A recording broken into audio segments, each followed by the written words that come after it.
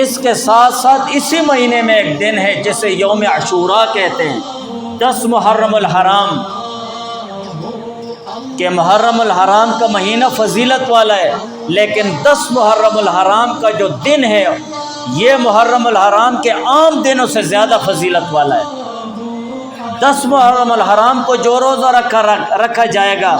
وہ باقی محرم الحرام میں جو روزے رکھے جاتے ہیں اس سے بہتر روزہ ہے، اس کی اپنی فضیلت ہے۔ جب رمضان کے روزے فرض نہیں ہوئے تھے تو 10 محرم الحرام کا روزہ رکھنا یہ صحابہ پر واجب تھا، اسلام میں اس وقت واجب تھا، اس کا حکم وجوبی تھا۔ جب رمضان کے روزے فرض ہو گئے تو یہ روزہ صرف مستحب رہ گیا ہے، مسنون رہ گیا ہے۔ اور کئی احادیث میں یہ بھی ہے کہ پہلے بھی کئی انبیاء علیہ الصلوۃ والسلام نے 10 محرم الحرام کا روزہ رکھا، اور 10 محرم الحرام کو کئی واقعات ایسے رونما ہوئے ہیں جس کی وجہ سے اس دن کو اور بھی فضیلت مل گئی ہے، جو محدثین اور مورخین نے لکھے ہیں۔ 10 محرم الحرام کو فضیلت صرف حسین رضی اللہ تعالیٰ عنہ کی شہادت سے نہیں حاصل ہے، یہ تو یوم خلق السماوات والارض قرآن میں ہے کہ مہینوں کی گنتی وہ 12 ہے، اس وقت سے اللہ تعالیٰ نے اس دن کو فضیلت بخش دی، اور اس مہینے یہ اس وقت سے۔ تو یوم عاشوراء اور بھی وہ انتہائی عظمت والا دن ہے، اور جمہور صحابہ اور تابعین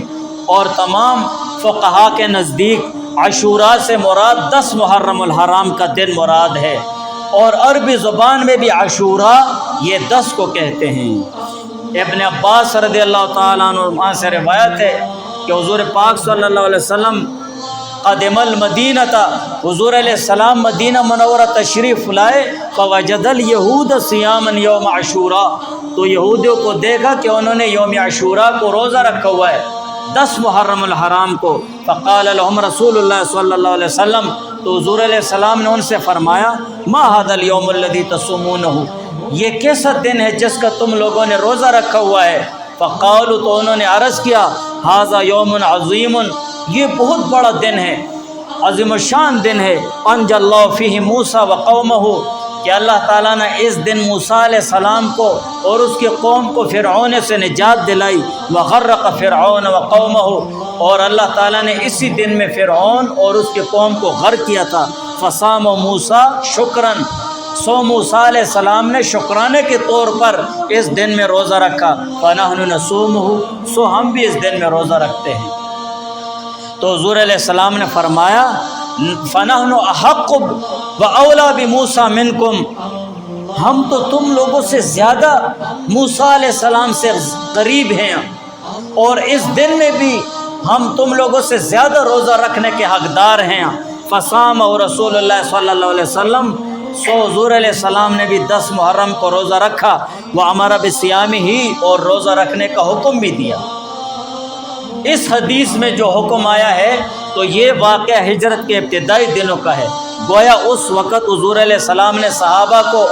یوم عاشوراء کے دن روزہ رکھنے کا حکم وجوبی دیا تھا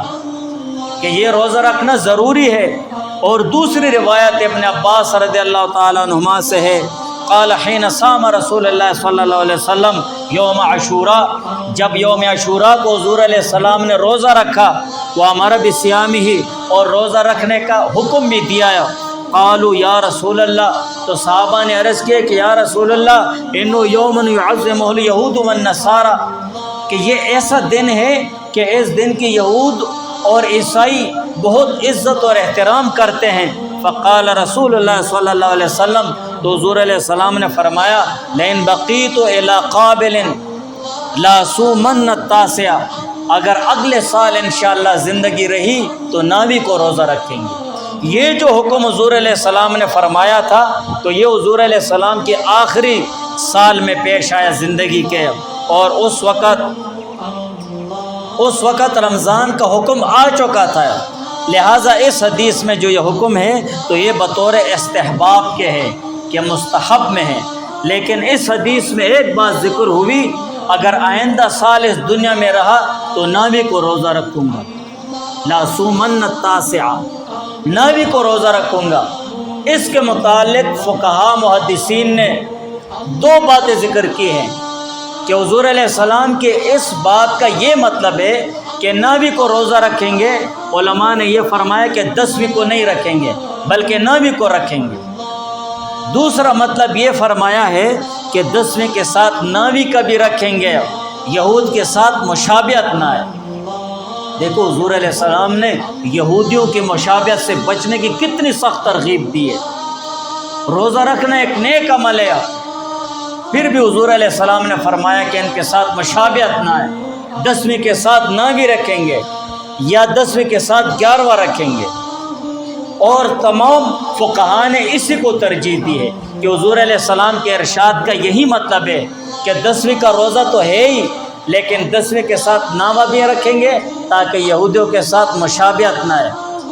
یا 9واں نہیں رکھ سکے تو 10ویں کے ساتھ 11واں رکھ دیں گے۔ یہ مشابہت کی وجہ سے ہے، اور آج کل یہ مشابہت ہے بھی نہیں، اسی لیے یہودی روزہ جانتے نہیں۔ اگر کسی نے ایک روزہ رکھ دیا 10 محرم الحرام کا، غنیمت جان، شکر ہے۔ یہ ویسے بات ہے کہ ایک روزہ کسی نے رکھا تو وہ بھٹکتا رہتا ہے، دوسرا روزہ اس کے ساتھ ضروری ہے، یہ ویسے بات ہے۔ ابو قتادہ رضی اللہ تعالیٰ عنہ سے روایت ہے